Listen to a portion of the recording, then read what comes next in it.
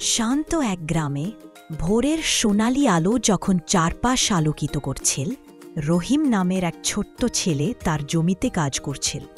তার চোখে ছিল অনেক স্বপ্ন, বড় হয়ে ধনী ও বিখ্যাত হওয়ার আকাঙ্ক্ষা।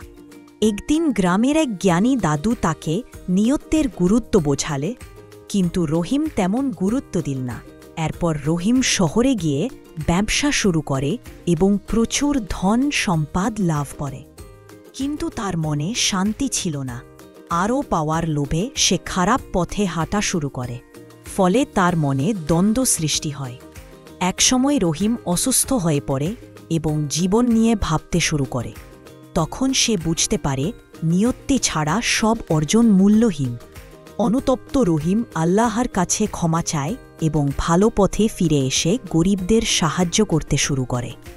অবশেষে নিয়তের গুরুত্ব উপলব্ধি করে রহিম প্রকৃত শান্তি খুঁজে পায়। যেমনটি হাদিসে আছে, নিশ্চয়ই সকল কাজ নিয়তের উপর নির্ভরশীল। বুখারী হাদিস 1।